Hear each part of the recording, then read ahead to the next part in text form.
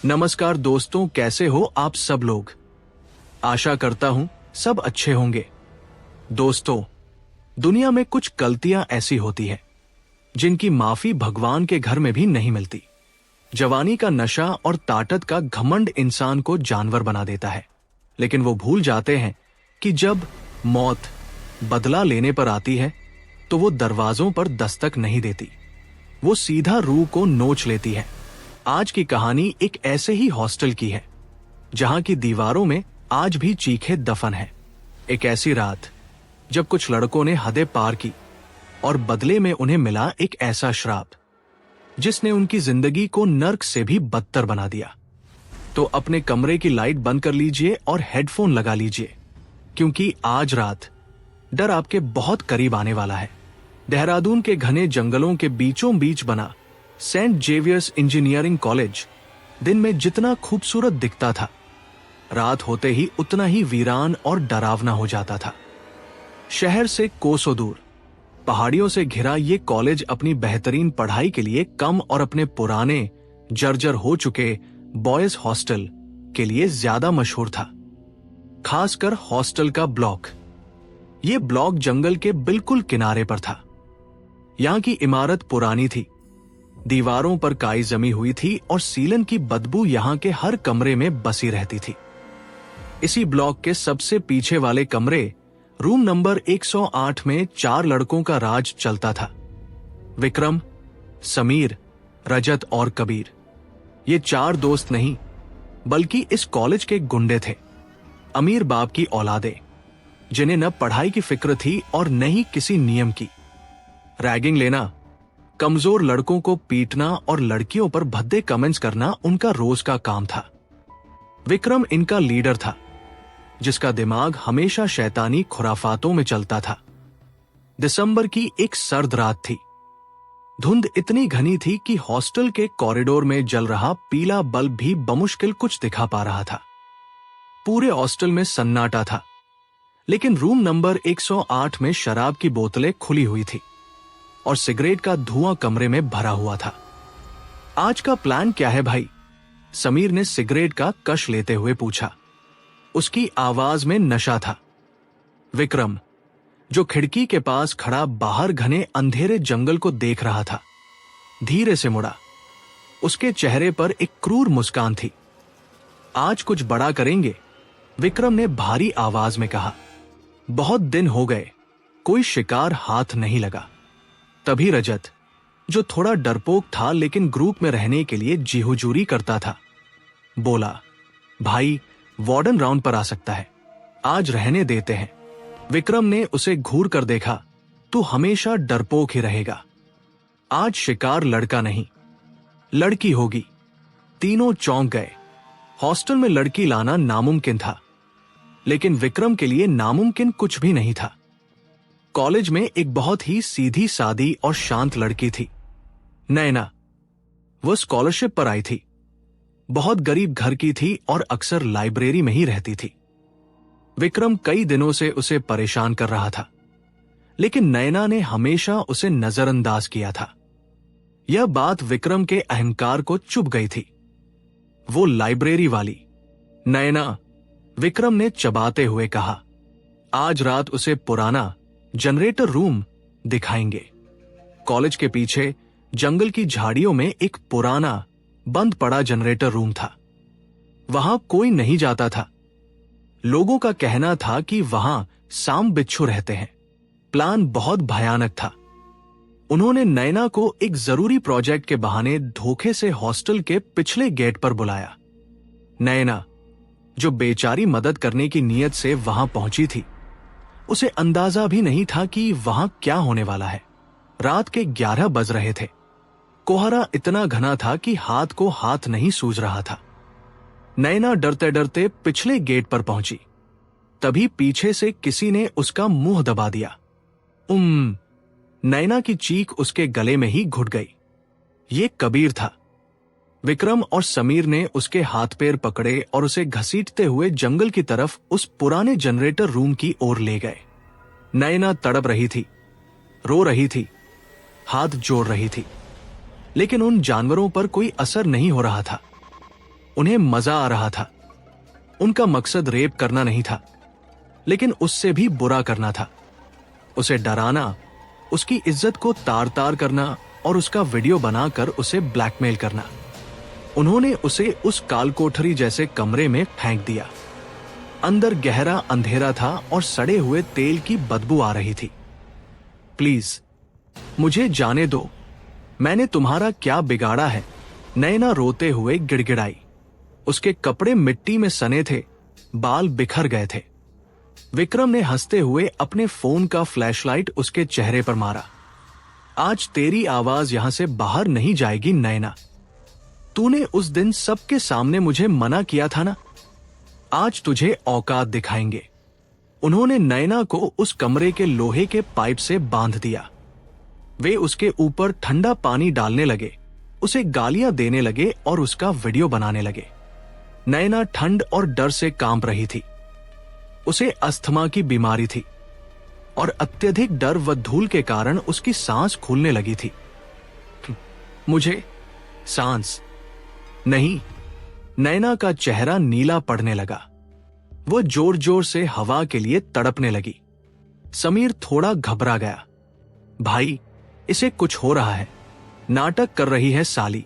विक्रम ने चिल्लाकर कहा, इसे यहीं बंद करके चलते हैं, सुबह आकर निकालेंगे, तब तक अकल ठिकाने आ जाएगी। नैना की आंखों में मौत का खौफ था। वो कुछ कहना चाहती थी, लेकिन आवाज नहीं निकल रही थी।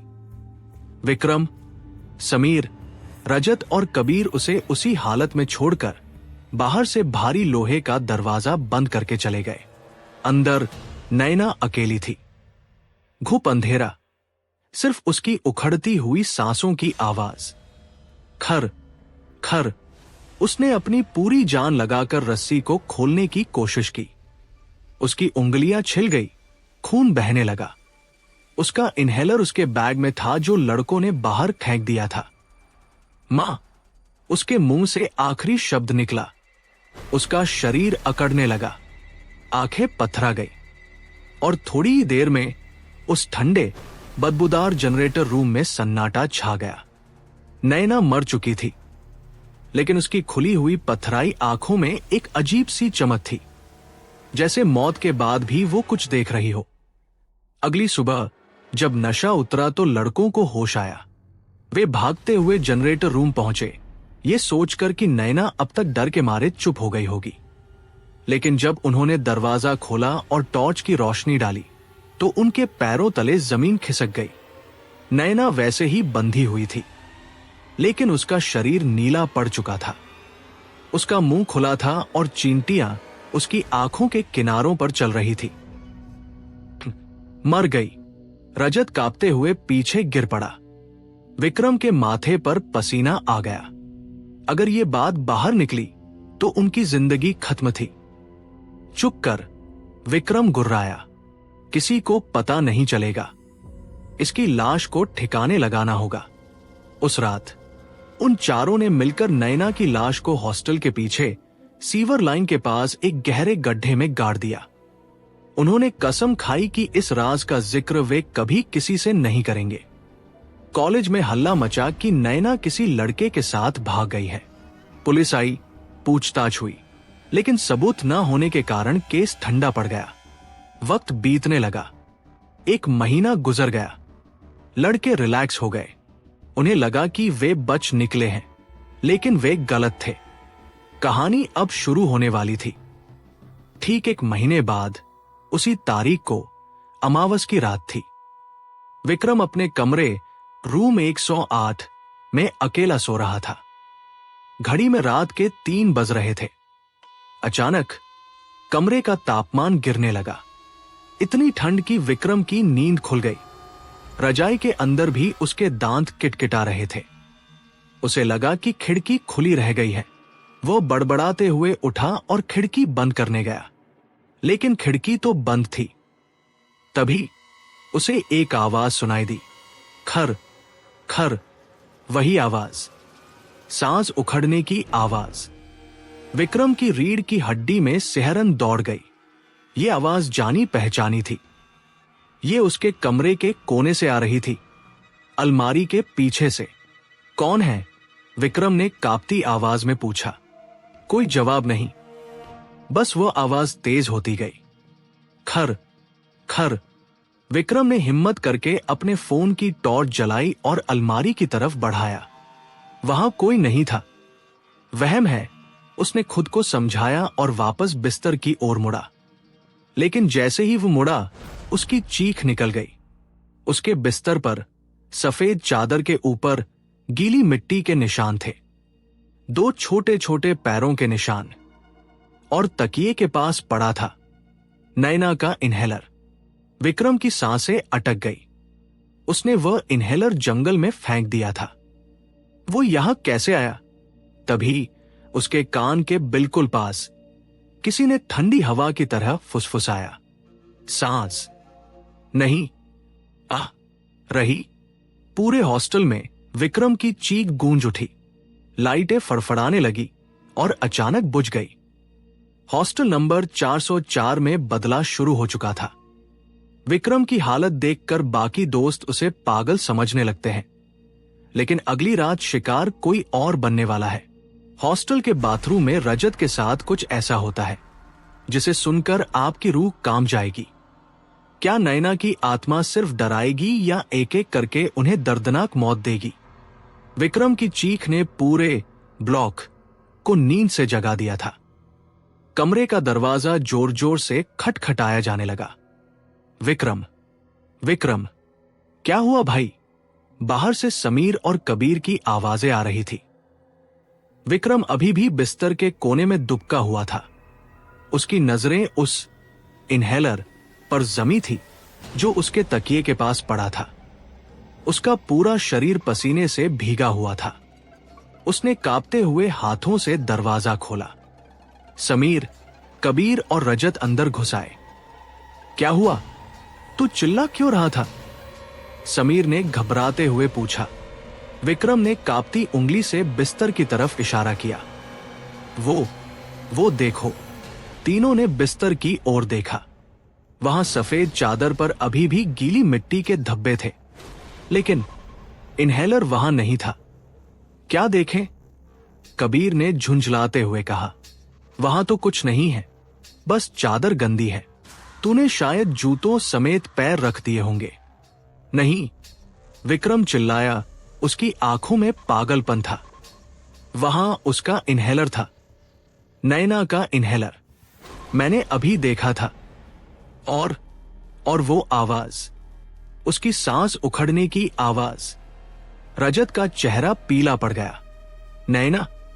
भाई, उसका नाम मत ले। अगर किसी ने सुन लिया तो। अरे भाड़ में जाए कोई। विक्रम ने समीर का कॉलर पकड़ लिया। तुम लोगों को मजाक लग रहा है। वो वापस आ गई है। वो यहीं है। समीर ने विक्रम को धक्का दिया। पागल हो गया है तू? वो मर चुकी है। हमने खुद उसे उस गड्ढे में गाड़ा था। उसके ऊपर 2 फीट मिट्टी डाली थी। मुर्दे वापस नहीं आते विक्रम, ये तेरा वहम है। शराब कम पिया कर। दोस्तों ने विक्रम को शांत कराया। उन्होंने उस गंदी चादर को हटाकर जला दिया ताकि कोई सबूत न रहे। लेकिन उस रात रूम नंबर 108 में कोई सो नहीं पाया। बाहर हवा तेज चल रही थी और खिड़कियों के खड़खड़ाने की आवाजें ऐसी लग रही थी जैसे कोई बाहर से अंदर आने की कोशिश कर रहा हो। अगला दिन और भी भारी गुजरा। विक्रम शांत था, लेकिन उसकी आंखों के नीचे काले घेरे पड़ गए थे।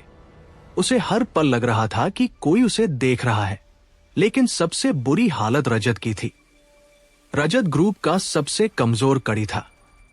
नैना की मौत के बाद से ही उसे बुरे सपने आ रहे थे, और कल रात विक्रम की हालत देखकर उसका रहीसी हौसला भी टूट गया था।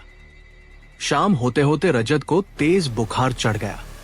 वो अपने कमरे रूम नंबर 110 में अकेला लेटा था। उसके रूममेट्स वीकेंड पर घर गए हुए थे। हॉस्टल के गलियारे सुनसान थे क्योंकि ज्यादातर लड़के एग्जाम के बाद घर जा चुके थे। रात के करीब 12 बज रहे थे। रजत को प्यास लगी। उसका गला रेगिस्तान की तरह सूख रहा था। उसने साइड टेबल पर रखा जग उठाया, लेकिन वो खाली था। लानत है, वो बड़बड़ाया और पानी भरने के लिए बिस्तर से उठा। हॉस्टल का वाटर कूलर और बाथरूम कॉरिडोर के दूसरे छोर पर थे। रजत ने अपनी चप्पल पहनी और कमरे से बाहर निकला। कॉरिडोर में घना अंधेरा था। सिर्फ दूर कोने में एक ट्यूबलाइट जल बुझ रही थी। Flick flick. जैसे जैसे रजत आगे बढ़ रहा था, उसे अजीब सी बदबू आ रही थी। वही सड़े हुए तेल और सीलन की बदबू जो उस जनरेटर रूम में थी। रजत के कदम रुक गए। उसने इधर उधर देखा। कौन है? उसने धीमी आवाज में पूछा।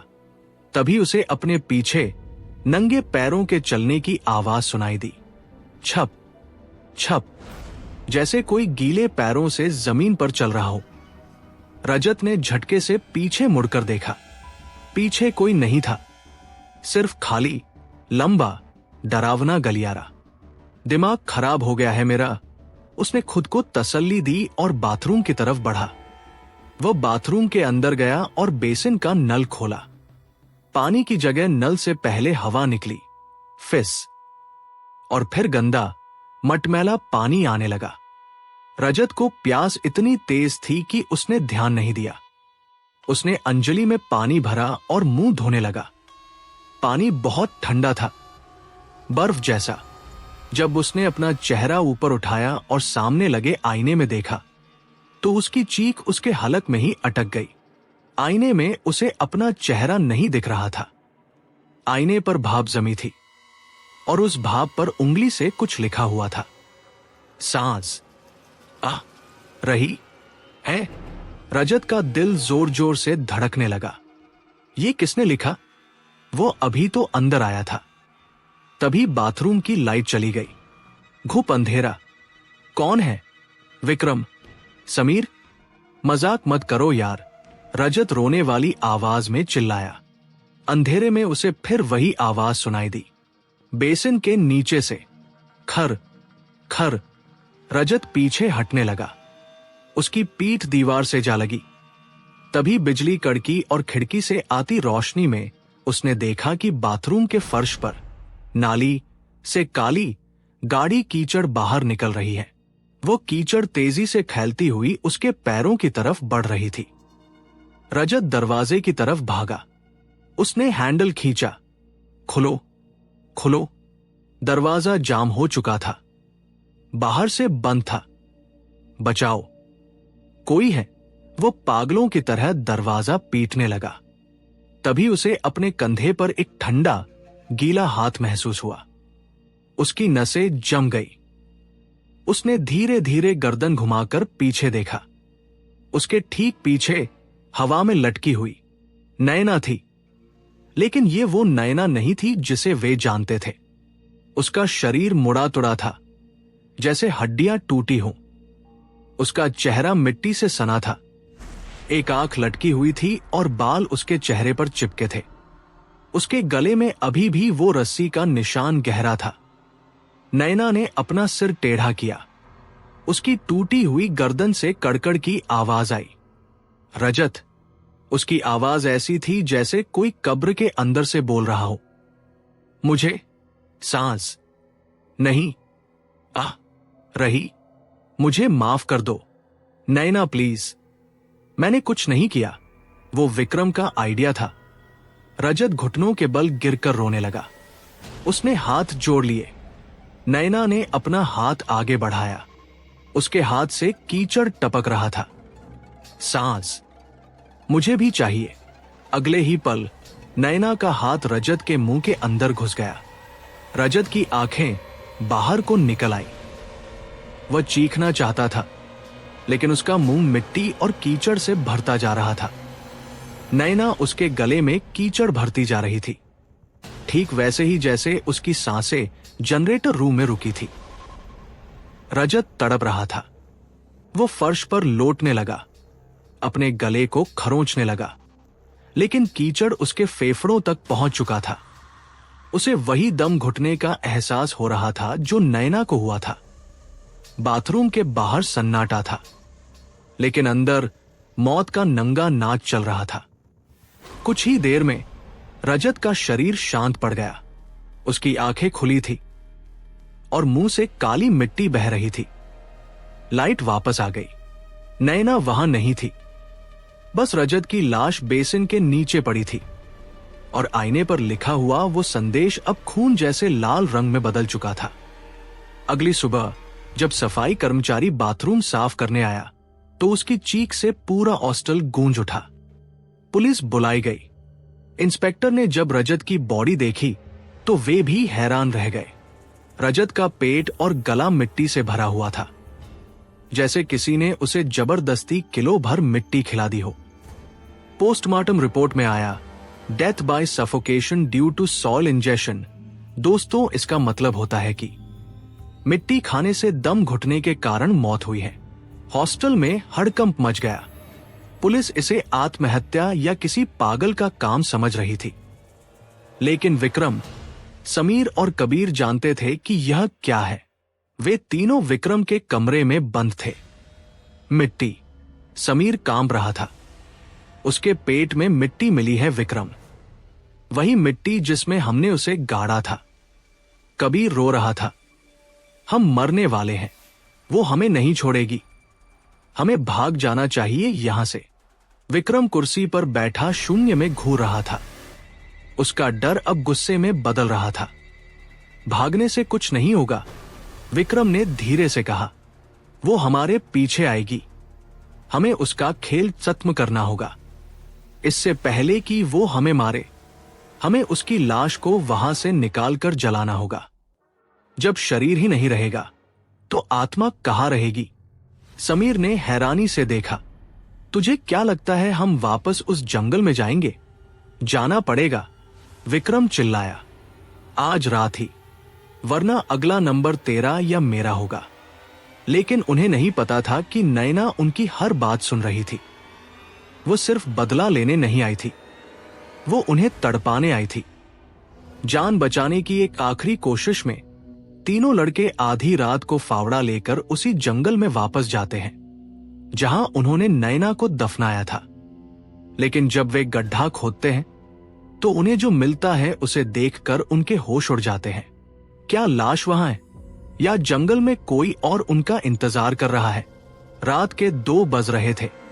कॉलेज के पीछे वाला जंगल मौत की तरह शांत था।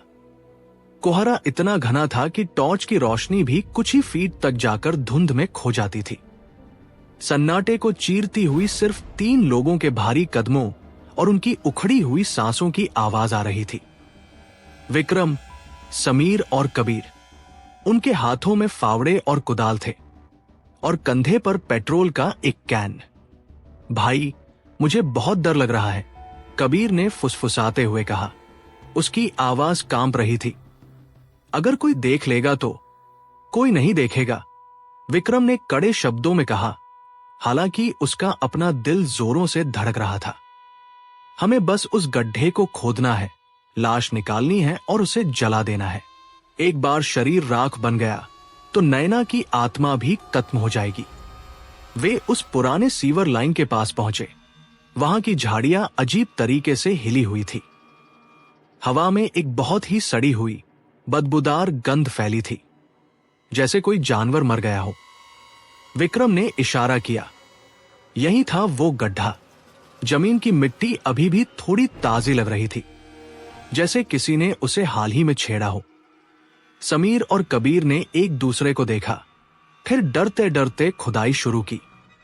खच खच खच। लोहे के फावड़े के मिट्टी में धंसने की आवाज सन्नाटे में गूंज रही थी। वे पसीने से तरबतर हो गए। करीब 2 फीट खोदने के बाद विक्रम ने टॉर्च की रोशनी गड्ढे में मारी। रुको, विक्रम चिल्लाया। तीनों की सांसें थम गई। गड्ढा गहरा हो चुका था, लेकिन वहां कोई नहीं था। गड्ढा खाली था। न कोई लाश, न कोई हड्डी, सिर्फ नैना का वो फटा हुआ दुपट्टा पड़ा था जिससे उन्होंने उसके हाथ बांधे थे। लाश कहाँ है? समीर ने हकलाते हुए पूछा। हमने उसे यहीं गाड़ा था विक्रम, मैंने खुद उसके चेहरे पर मिट्टी डाली थी। विक्रम का दिमाग सन्न रह गया। क्या कोई उसे ले गया, या वो खुद बाहर निकल गई?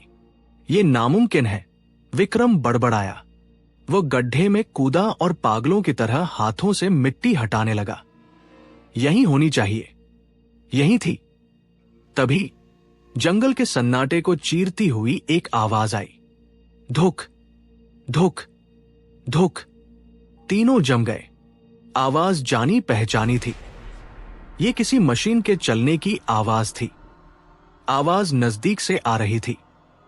धुक धुक धुक धुक, घर रर। ये आवाज। कबीर की आंखें फटी की फटी रह गई। ये तो जनरेटर की आवाज है। विक्रम ने धीरे से सिर उठाकर झाड़ियों के पार देखा। करीब 50 मीटर दूर वही पुराना जनरेटर रूम था जहां नैना ने दम तोड़ा था। उस कमरे की टूटी हुई खिड़कियों से पीली, बीमार सी रोशनी बाहर आ रही थी और अंदर से सालों से बंद पड़ा वो खराब जनरेटर अपने आप चल रहा था। वहां कौन है? समीर ने पीछे हटते हुए कहा। वहां बिजली नहीं है भाई, वो जनरेटर 10 साल से बंद पड़ा है। वो हमें बुला रही है, विक्रम ने कहा। उसके अंदर का डर अब एक अजीब से सम्मोहन में बदल रहा था। अचानक गड्ढे के अंदर पड़ी नैना की दुपट्टा हवा में उड़ने लगी, बिना किसी हवा के, और वह चुन्नी सांप की तरह लहराते हुए कबीर के पैर से लिपट गई। आह, ये क्या है? कबीर चिल्लाया। उसने पैर झटकने की कोशिश की, लेकिन चुन्नी की पकड़ लोहे जैसी मजबूत थी। इससे पहले कि कोई कुछ समझ पाता, एक जोरदार झटका लगा और कबीर जमीन पर गिर पड़ा। उसे कोई अदृश्य ताकत घसीटते हुए जनरेटर रूम की तरफ ले जाने लगी। विक्रम, समीर, बचाओ! कबीर चीख रहा था। वो जमीन पर अपने नाखून गड़ा रहा था, लेकिन वो ताकत बहुत ज्यादा थी। वो घिसटता हुआ अंधेरे की तरफ जा रहा था। कबीर, विक्रम और समीर उसके पीछे भागे। कबीर का शरीर झाड़ियों और कांटों से रगड़ता हुआ सीधा जनरेटर रूम के खुले दरवाजे के अंदर खींच लिया गया। धड़ाम! लोहे का भारी दरवाजा अपने आप जोर से बंद हो गया। नहीं, विक्रम ने दरवाजे को पीटना शुरू कर दिया। कबीर, कबीर! अंदर से कबीर की दिल दहला देने वाली चीखें आ रही थी। छोड़ो मुझे! नहीं, दूर हटो! आ! और फिर जनरेटर की आवाज के साथ एक और आवाज मिल गई, किसी भारी चीज के पीसने की आवाज। चुर्रर, कटर, जैसे जनरेटर के बेल्ट या पंखे में कुछ फंस गया हो। हड्डियों के टूटने की आवाज। कबीर की चीख एक झटके में बंद हो गई। सिर्फ जनरेटर की धुक धुक गूंजती रही, और फिर दरवाजे के नीचे से खून की एक ताजा, गाढ़ी धारा बाहर बहकर विक्रम के जूतों को छूने लगी। विक्रम और समीर दरवाजे से पीछे हट गए। उनकी आंखों में दहशत थी। तभी जनरेटर रूम की छत पर लगे जंग खाए हुए स्पीकर, जो सालों से खराब थे, अचानक चरचराए और उनमें से एक आवाज गूंजी। वही आवाज। समीर की हिम्मत जवाब दे गई। मैं नहीं मरना चाहता, मैं नहीं मरना चाहता। वह चीखते हुए जंगल से हॉस्टल की तरफ भागा। विक्रम अभी भी वहीं खड़ा था, खून से सने दरवाजे को घूरते हुए। उसे समझ आ गया था कि भागने का कोई फायदा नहीं है। नैना की लाश गायब थी, क्योंकि अब वो लाश नहीं, एक अभिशाप बन चुकी थी। उसने पेट्रोल का कैन उठाया जो वहीं गिर गया था। तू मुझे नहीं डरा सकती नैना, विक्रम ने कांपते हुए लेकिन गुस्से में कहा। मैं तुझे सत्म करके रहूंगा। लेकिन जैसे ही वह पलटा, उसने देखा कि समीर, जो भाग गया था, अब उसे दिखाई नहीं दे रहा। कोहरा और घना हो गया था, और कोहरे के अंदर से एक परछाई धीरे धीरे विक्रम की तरफ बढ़ रही थी। लंगड़ाते हुए, गर्दन टेढ़ी किए हुए। नैना का खेल अभी खत्म नहीं हुआ था। विक्रम तो उसका मुख्य शिकार था। उसे वो इतनी आसानी से कैसे मरने देती? उसे तो तड़पत्र कर मरना था। कबीर की दर्दनाक मौत के बाद समीर अपना मानसिक संतुलन खो बैठता है। वो हॉस्टल से भागकर कॉलेज की पुरानी लाइब्रेरी में छिप जाता है। जहां नैना अक्सर पढ़ाई करती थी। लेकिन उसे नहीं पता कि किताबों के रैक के बीच एक तीसरी आंख उसे देख रही है। समीर के साथ जो होगा वो मौत से भी बदतर होगा। समीर पागलों की तरह जंगल से भागा जा रहा था। झाड़ियां उसके कपड़े फाड़ रही थी, कांटे उसके चेहरे पर खरोंचे मार रहे थे, लेकिन उसे किसी दर्द का एहसास नहीं हो रहा था। उसके कानों में अभी भी कबीर की वो आखिरी दिल दहला देने वाली चीख और हड्डियों के टूटने की कटर-रक्टर आवाज गूंज रही थी। वो मर गया, वो सब मर गए, समीर बड़बड़ा रहा था। उसकी आंखों से आंसू और नाक बह रही थी। वो हॉस्टल की तरफ नहीं गया। उसे लगा कि हॉस्टल में अब कोई सुरक्षित नहीं है।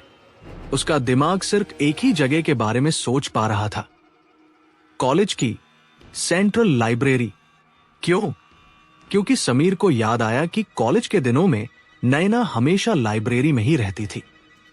उसे लगा कि शायद वहां कोई चौकीदार होगा, लाइट होगी और वो वहां छिप सकता है।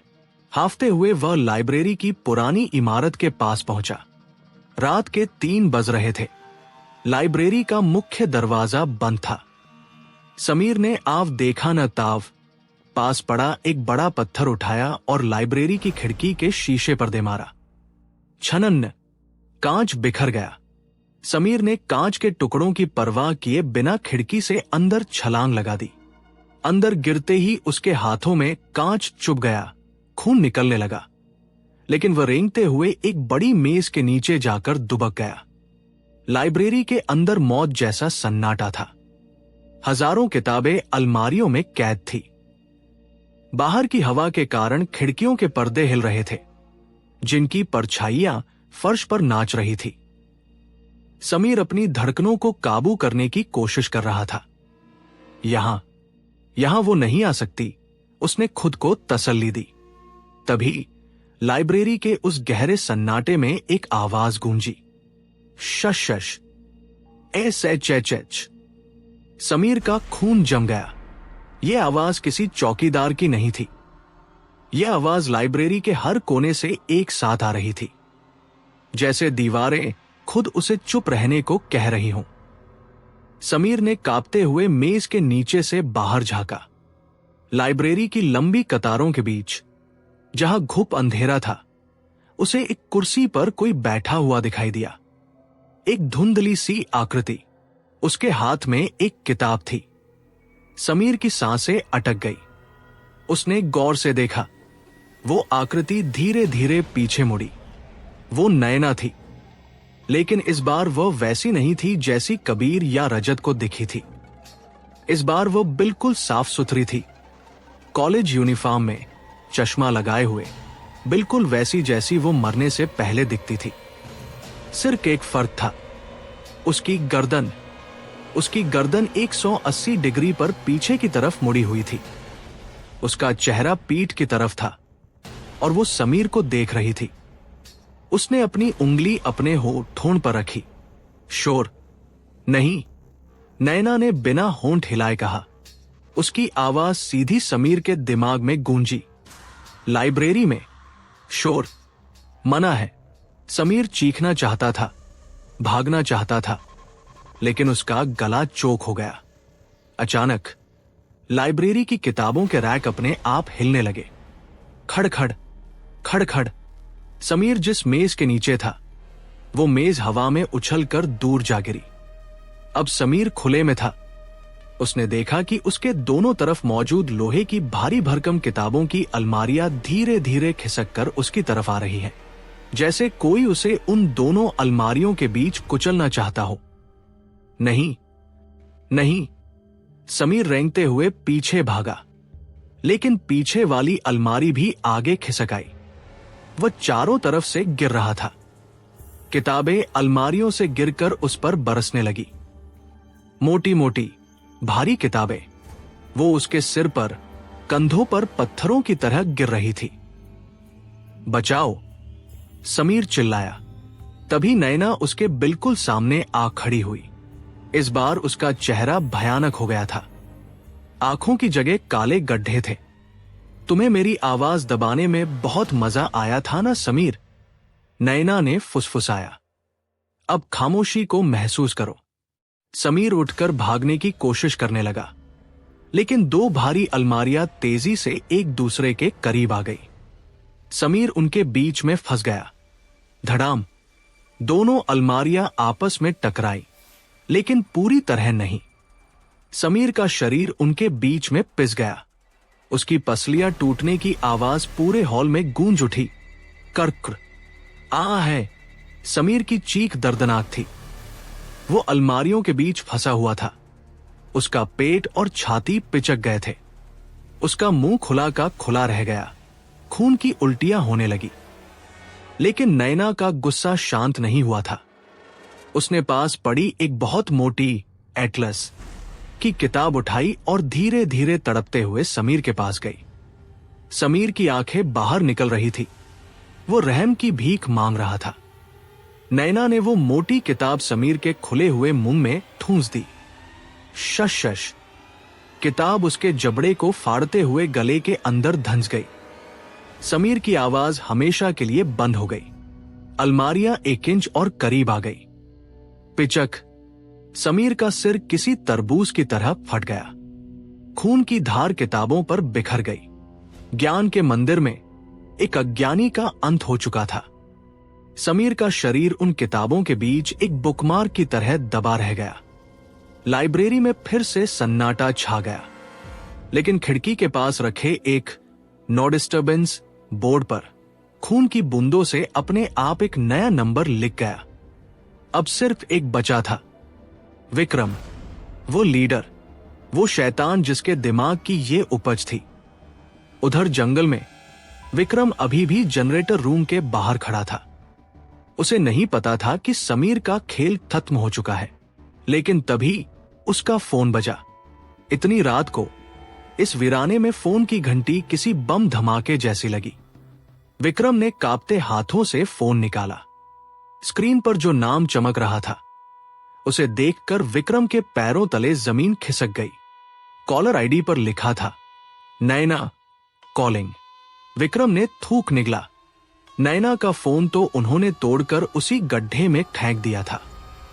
ये कॉल कैसे आ सकती है? कांपते हुए उसने फोन कान पर लगाया। उधर से कोई आवाज नहीं आई, बस एक गाना बज रहा था, एक लोरी जो शायद नैना बचपन में सुनती होगी। और फिर एक ठंडी मशीनी आवाज आई, तू अकेला रह गया है विक्रम, मैं आ रही हूं। तेरे कमरे में 108 में। फोन कट गया। विक्रम जानता था कि अब भागने का कोई मतलब नहीं। ये आखिरी लड़ाई है। उसे हॉस्टल वापस जाना होगा, अपने कमरे में, जहां ये सब शुरू हुआ था। विक्रम जब हॉस्टल के गेट पर पहुंचा तो उसकी हालत किसी पागल कुत्ते जैसी हो चुकी थी। उसके कपड़े पसीने और कीचड़ से सने थे और हाथ में वही लोहे की रॉड थी जो उसने रास्ते में कहीं से उठाई थी। हॉस्टल ब्लॉक बिल्कुल वीरान पड़ा था। ऐसा लग रहा था जैसे पूरी इमारत सांस रोके विक्रम का इंतजार कर रही हो। समीर, कबीर और रजत तीनों जा चुके थे। अब सिर्फ वो बचा था। वह सीढ़ियां चढ़ता हुआ पहली मंजिल पर रूम नंबर 108 की तरफ भागा। उसने कांपते हाथों से चाबी लगाई, ताला खोला और अंदर घुसते ही दरवाजे को जोर से बंद कर दिया। उसने सिर्फ कुंडी नहीं लगाई, बल्कि अपनी भारी लोहे की अलमारी और बिस्तर को घसीटकर दरवाजे के आगे लगा दिया। अबा तू अंदर, विक्रम ने हवा में रॉड घुमाते हुए चिल्लाया। मैं नहीं डरता तुझसे, मैं विक्रम हूं।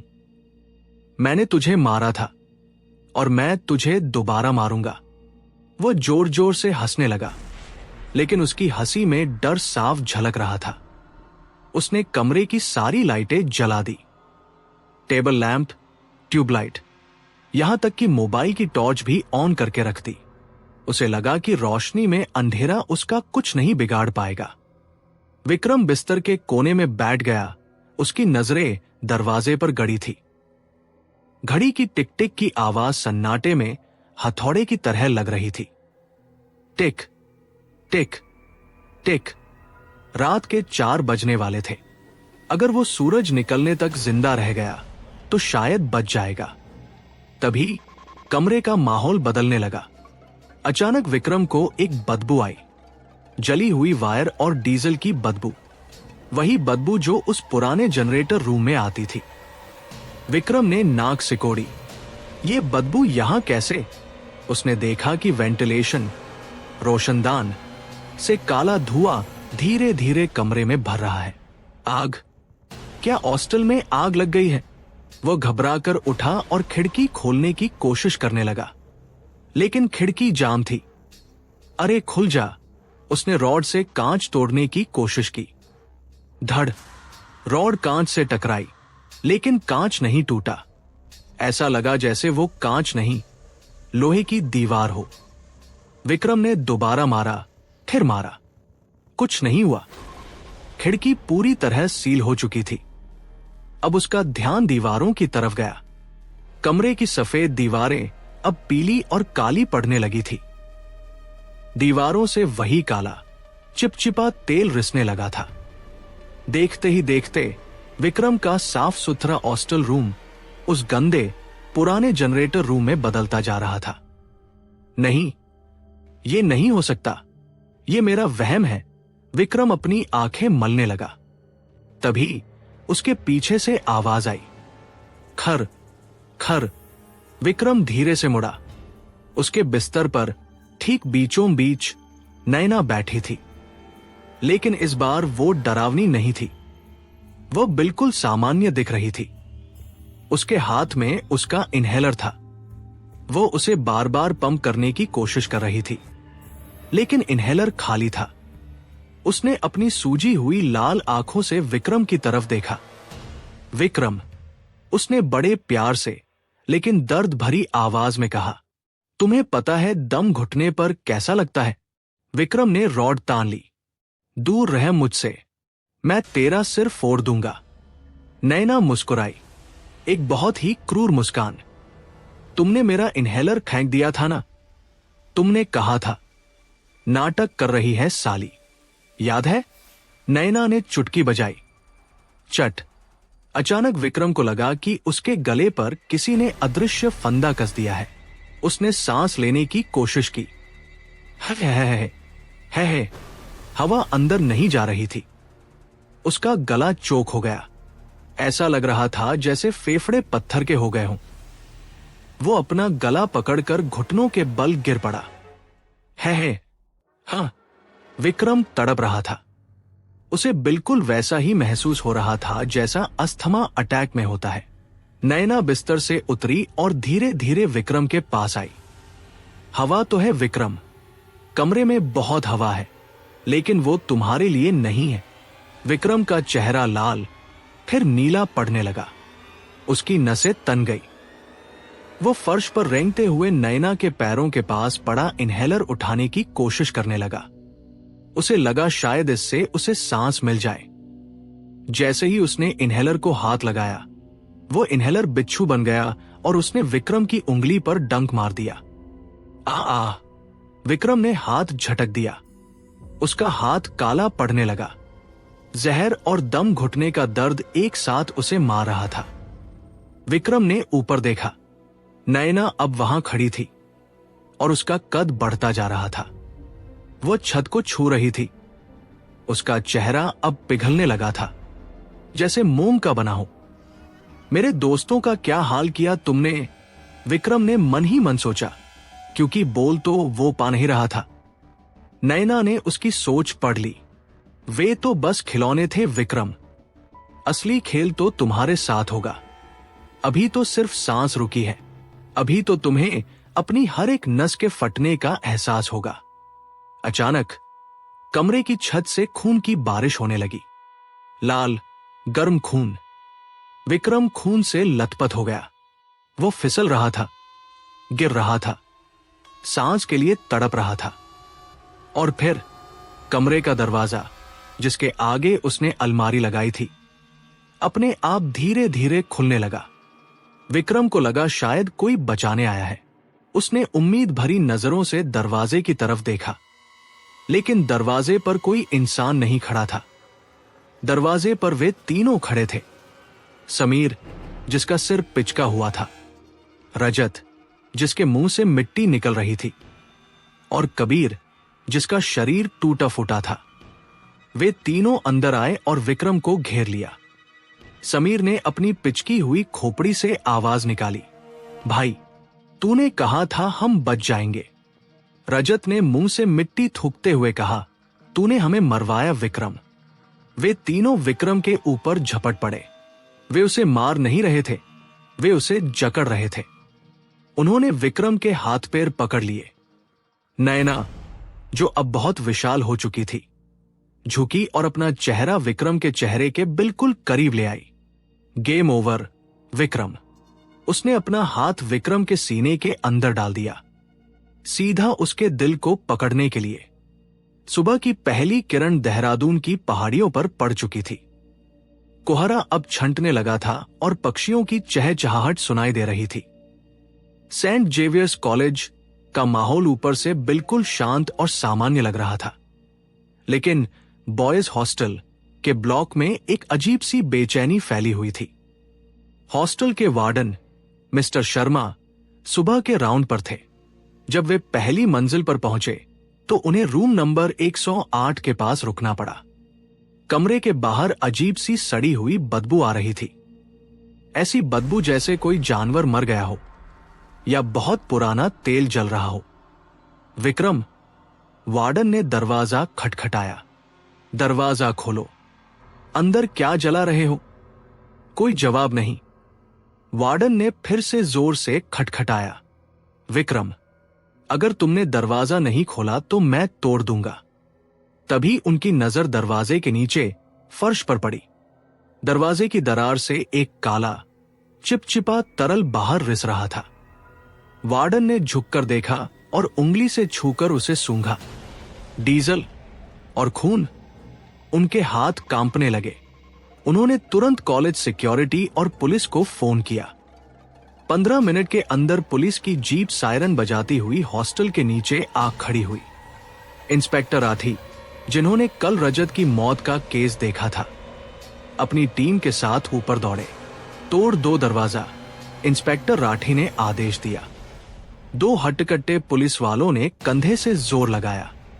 धड़ाम, 1 बार, 2 बार और तीसरी बार में कुंडी टूट गई।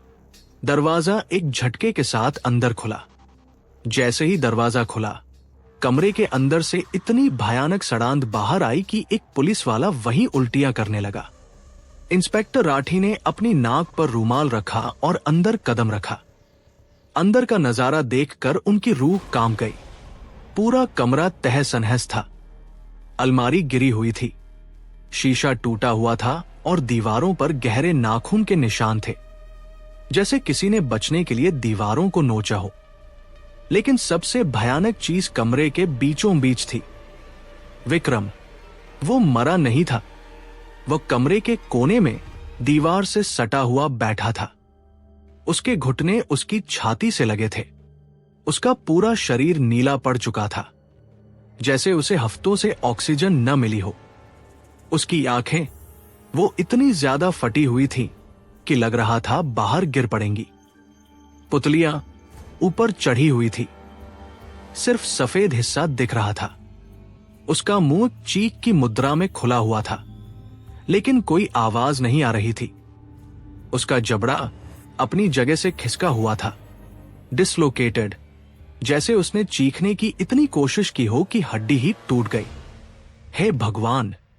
वार्डन ने मुंह फेर लिया। इंस्पेक्टर राठी धीरे से विक्रम के पास गए। बेटा, क्या हुआ? उन्होंने विक्रम के कंधे को छूने की कोशिश की।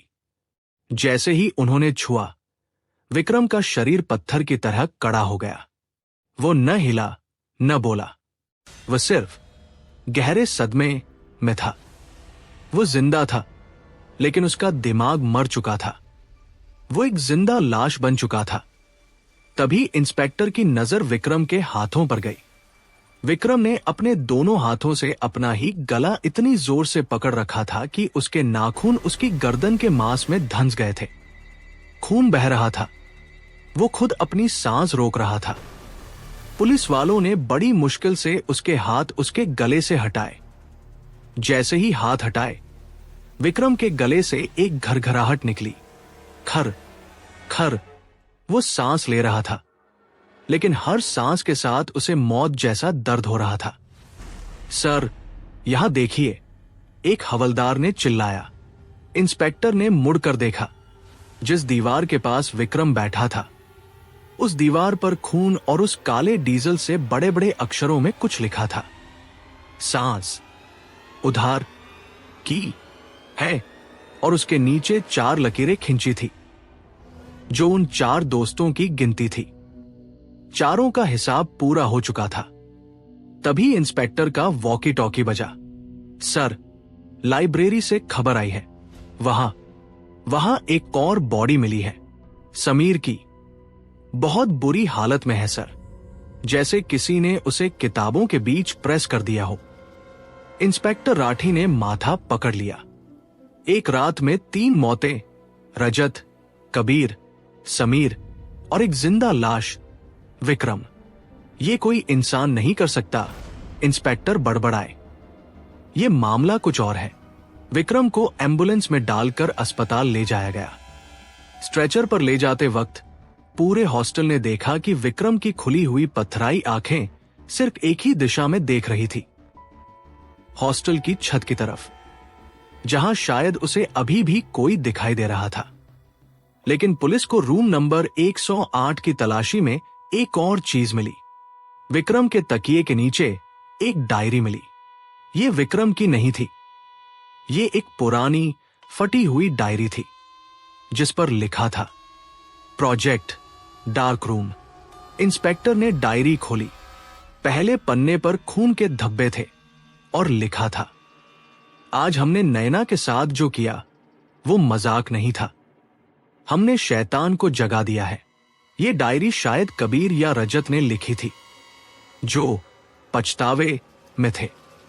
इंस्पेक्टर राठी ने डायरी बंद की। इस डायरी में इन चारों के गुनाहों का कच्चा चिट्ठा है। इसे पढ़ना होगा। शहर का सिटी हॉस्पिटल अपनी बेहतरीन सुविधाओं के लिए जाना जाता था, लेकिन आज रात आईसीयू नंबर 3 में जो हो रहा था, उसे विज्ञान समझाने में नाकाम था। रात के 2:30 बज रहे थे।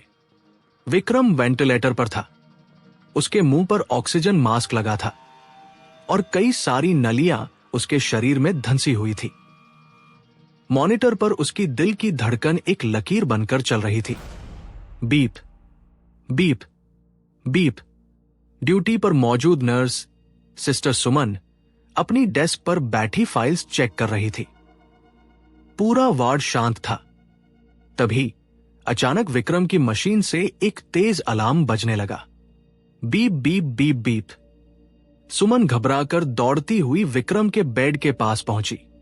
उसने जो देखा उससे उसके पसीने छूट गए। विक्रम का शरीर बिस्तर पर बुरी तरह अकड़ गया था। उसकी पीठ कमान की तरह मुड़ गई थी। ऐसा लग रहा था जैसे कोई अदृश्य ताकत उसकी छाती पर बैठकर उसे दबा रही हो। लेकिन सबसे डरावनी बात उसका ऑक्सीजन मास्क था। आमतौर पर ऑक्सीजन मास्क में साफ भाप होती है, लेकिन विक्रम के मास्क के अंदर काला धुआं भर गया था। ऐसा लग रहा था जैसे मशीन उसे ऑक्सीजन नहीं, बल्कि गाड़ी का काला धुआं दे रही हो। डॉक्टर, डॉक्टर, सुमन चिल्लाई। उसने मास्क हटाने की कोशिश की, लेकिन मास्क विक्रम के चेहरे पर चिपका हुआ था और मास्क के अंदर से उस काले धुएं के बीच सुमन को एक चेहरा दिखाई दिया। एक लड़की का चेहरा जो दर्द में चीख रहा था। सुमन के कान के पास किसी ने फुसफुसाया, इसे मत हटाओ, हमें एक ही सांस शेयर करनी है। सुमन चीखकर पीछे गिर पड़ी। तभी डॉक्टर अंदर आए। उन्होंने इंजेक्शन लगाया और विक्रम का शरीर शांत पड़ गया। डॉक्टर ने पसीना पोंछते हुए कहा, यह बहुत अजीब केस है। इसके फेफड़ों में ऑक्सीजन जा रही है, लेकिन मशीन बता रही है कि कार्बन मोनोऑक्साइड का लेवल बढ़ रहा है, जैसे ये इंसान किसी बंद कमरे में जल रहा हो। डॉक्टर को नहीं पता था कि विक्रम जल नहीं रहा था, बल्कि वो उस सजा को महसूस कर रहा था जो उसने नैना को दी थी। उधर पुलिस स्टेशन में इंस्पेक्टर राठी अपने केबिन में बैठे उस डायरी को पढ़ रहे थे जो रूम नंबर 108 से मिली थी। ये डायरी कबीर ने लिखी थी। उसके पन्ने आंसुओं और डर से भीगे हुए थे। इंस्पेक्टर ने डायरी का आखिरी पन्ना खोला, जिस पर तारीख उस रात के 2 दिन बाद की थी। पन्नों पर लिखा था, विक्रम पागल हो गया है। आज उसने मुझे बताया कि उसे नैना की लाश पर भरोसा नहीं है। उसे लगता है कि बारिश में मिट्टी बह जाएगी और लाश दिख जाएगी। इसलिए कल रात जब हम सो रहे थे, विक्रम अकेले जंगल में गया था। उसने लाश को गड्ढे से निकाला, लेकिन उसने उसे कहीं और नहीं गाड़ा। इंस्पेक्टर की आंखों में सवाल थे। तो फिर लाश कहाँ है? उन्होंने आगे पढ़ा। विक्रम ने लाश को कॉलेज के पुराने अंडरग्राउंड डीजल टैंक में डाल दिया। वो टैंक जो जनरेटर रूम के ठीक नीचे है। उसने कहा, डीजल की बदबू में उसकी सड़ने की बदबू छिप जाएगी और डीजल शरीर को गला देगा। वो हमेशा के लिए अंधेरे में रहेगी, तेल के अंदर। इंस्पेक्टर राठी ने डायरी मेज पर पटकी। हे भगवान, इतना क्रूर दिमाग। इसका मतलब था कि पार्ट 3 में जब लड़के गड्ढा खोदने गए थे तो लाश वहां थी ही नहीं। वह तो उसी जनरेटर रूम के नीचे बने टैंक में सड़ रही थी। और इसीलिए पार्ट 5 में विक्रम के कमरे में डीजल की बदबू आ रही थी। नैना की आत्मा डीजल और तेल से सनी हुई थी। गाड़ी निकालो, इंस्पेक्टर राठी चिल्लाए। हमें अभी कॉलेज जाना होगा, जनरेटर रूम के पास। आधे घंटे बाद पुलिस की टीम और फॉरेंसिक एक्सपर्ट्स उस पुराने डरावने जनरेटर रूम के पास खड़े थे। रात का सन्नाटा और जनरेटर रूम की मनहूसियत दिल दहलाने वाली थी। वहां जमीन पर एक भारी लोहे का ढक्कन था, जिस पर जंग लगा हुआ था। यह डीजल टैंक का मुंह था। इसे खोलो, इंस्पेक्टर ने आदेश दिया। 4 पुलिस वालों ने मिलकर लोहे की छड़ से उस ढक्कन को उठाया। चर्रर, जंग लगे लोहे की आवाज गूंजी। जैसे ही ढक्कन खुला, अंदर से इतनी भीषण, इतनी भयानक बदबू आई कि सबने अपनी नाक बंद कर ली। यह सड़े हुए मांस और पुराने डीजल का मिश्रण था। इंस्पेक्टर ने एक बड़ी टॉर्च ली और टैंक के अंदर रोशनी डाली। टैंक गहरा था और नीचे काला गाढ़ा तरल भरा हुआ था। हुक डालो, इंस्पेक्टर ने कहा।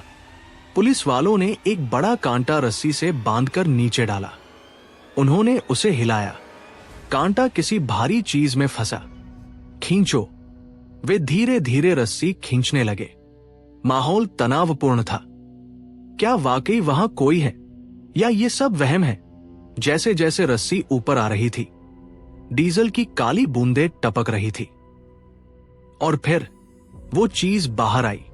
वह इंसान कम और कीचड़ का पुतला ज्यादा लग रही थी। नैना की लाश। 1 महीने तक डीजल में रहने के कारण उसका शरीर खूलकर 2 गुना हो गया था। उसकी त्वचा, स्किन, काली पड़कर पिघल रही थी, जैसे मोमबत्ती पिघलती है। उसके बाल डीजल से चिपके हुए उसके चेहरे को ढक रहे थे। लेकिन सबसे भयानक बात यह थी कि उसके गले में अभी भी वो प्लास्टिक की रस्सी बंधी थी।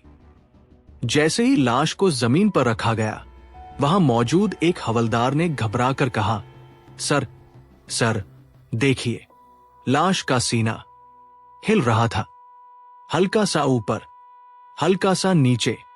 ये जिंदा है। एक पुलिस वाला पीछे हटा। नहीं बेवकूफ, इंस्पेक्टर ने कांपती आवाज में कहा। यह गैस बन रही है शरीर के अंदर। लेकिन इंस्पेक्टर भी गलत थे, क्योंकि उसी वक्त अस्पताल में विक्रम की मशीन ने सीधी लकीर दिखा दी। बीप। अस्पताल में विक्रम का दिल रुक गया और जंगल में उस लाश ने अचानक अपनी आंखें खोल दी। उसकी आंखें नहीं थी, बस सफेद पथराए हुए गोले थे। लाश ने एक लंबी गहरी सांस ली, ऐसी आवाज जैसे कोई पानी के अंदर से सांस ले रहा हो। खर्रर।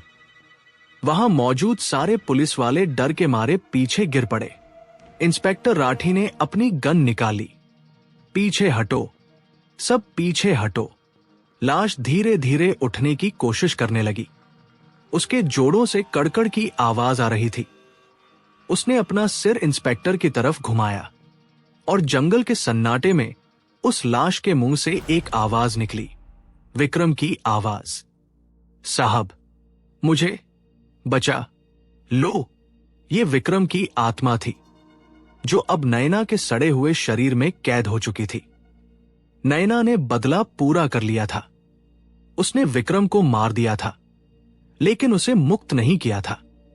उसने विक्रम की आत्मा को अपने उस सड़ेगले शरीर में खींच लिया था, ताकि वह अनंत काल तक उसी डीजल टैंक के अंधेरे, घुटन और बदबू में रहे, जहां उसने नैना को डाला था। जंगल के उस वीरान सन्नाटे में पुलिस वाले अपनी अपनी जगह बुतों की तरह जमे हुए थे।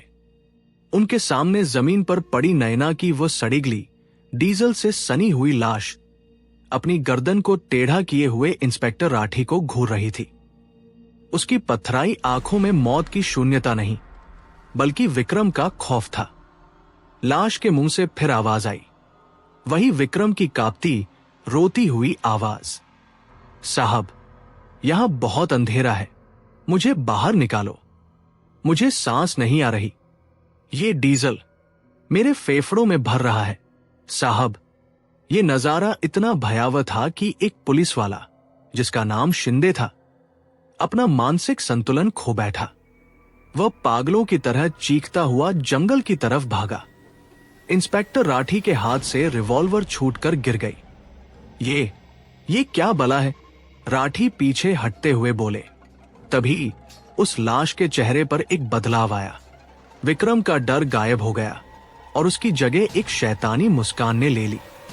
ये मुस्कान नैना की थी। लाश ने अपना मुंह इतना चौड़ा खोला कि उसके जबड़े की मांसपेशियां फट गई और उस खुले मुंह से एक अट्टहास, भयानक हंसी गूंजा। हा हा हा हा, अब चीख विक्रम, अब तड़प। तूने मेरे शरीर को यहां छिपाया था ना? अब ये शरीर तेरा पिंजरा है। अनंत काल तक, जब तक ये दुनिया रहेगी, तू इसी डीजल टैंक के अंधेरे में सड़ेगा। न तू मरेगा, न तू जिएगा, बस घुटता रहेगा। जैसे ही ये शब्द खत्म हुए, एक तेज आंधी आई। आसपास के पेड़ों के पत्ते जोर जोर से हिलने लगे। जनरेटर रूम का भारी लोहे का दरवाजा अपने आप धड़धड़ बजने लगा।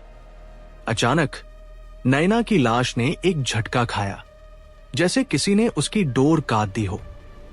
वो वापस बेजान होकर जमीन पर गिर पड़ी। उसकी आंखें खुली रह गई, लेकिन अब उनमें कोई हरकत नहीं थी। हॉस्पिटल से खबर आई कि विक्रम का शरीर पूरी तरह ठंडा पड़ चुका है, लेकिन जंगल में मौजूद हर शख्स जानता था कि विक्रम ऊपर नहीं गया। उसकी आत्मा यहीं, इस सड़े हुए मांस के लोथड़े में कैद हो गई थी। अंत के बाद, उस रात के बाद, सेंट जेवियर्स कॉलेज का इतिहास हमेशा के लिए बदल गया। पुलिस ने नैना की लाश को कब्जे में लिया और उसका अंतिम संस्कार किया। लेकिन जिस चिता पर नैना का शरीर जल रहा था, वहां मौजूद लोगों ने कसम खाकर कहा कि उन्होंने आग की लपटों के बीच से किसी लड़के के चीखने की आवाज सुनी थी। बचाओ, मैं जल रहा हूं, आग बुझाओ। ये विक्रम की चीखें थी। शरीर नैना का जल रहा था, लेकिन दर्द विक्रम की आत्मा सह रही थी। इस घटना के बाद कॉलेज प्रशासन ने हॉस्टल ब्लॉक को हमेशा के लिए बंद कर दिया। रूम नंबर 108, 110 और उस पूरे कॉरिडोर को ईंटों की दीवार चुनवाकर सील कर दिया गया। कॉलेज में यह बात फैल गई कि जो भी उस जनरेटर रूम या पुराने डीजल टैंक के पास जाता है, उसे आज भी जमीन के नीचे से किसी के सांस लेने की आवाज सुनाई देती है। खर खर, और कभी कभी एक दबी हुई आवाज आती है, सांस उधार दे दो। आज 10 साल हो चुके हैं। वो जनरेटर रूम अब झाड़ियों और कांटों से ढक चुका है। कोई वहां नहीं जाता, लेकिन कहते हैं कि अमावस की रात को जब पूरा कॉलेज सो जाता है तो बंद पड़े ब्लॉक की खिड़की में एक मोमबत्ती जलती हुई दिखाई देती है, और अगर आप ध्यान से सुने तो हवाओं में एक लोरी गूंजती है, और उसके बाद एक हंसी, और फिर एक लड़के की दर्दनाक चीख। इंसाफ हो चुका था। नैना ने सिर्फ बदला नहीं लिया, उसने एक मिसाल कायम की। उसने बता दिया कि किसी की मजबूरी और शराफत का फायदा उठाने का अंजाम मौत नहीं, बल्कि अनंत नर्क होता है। तो दोस्तों, अगली बार किसी सुनसान जगह पर या किसी पुराने हॉस्टल के बंद कमरे के पास से गुजरें और आपको सांस उखड़ने की आवाज सुनाई दे, तो रुकना मत, बस भागना, क्योंकि हो सकता है कि विक्रम आज भी अपनी उधारी की सांस मांगने के लिए किसी नए शिकार का इंतजार कर रहा हो। दोस्तों, आज की कहानी हमारी यहीं पर कंप्लीट होती है। दोस्तों, बहुत से कम लोग होते हैं जो कहानी को लास्ट तक सुनते हैं।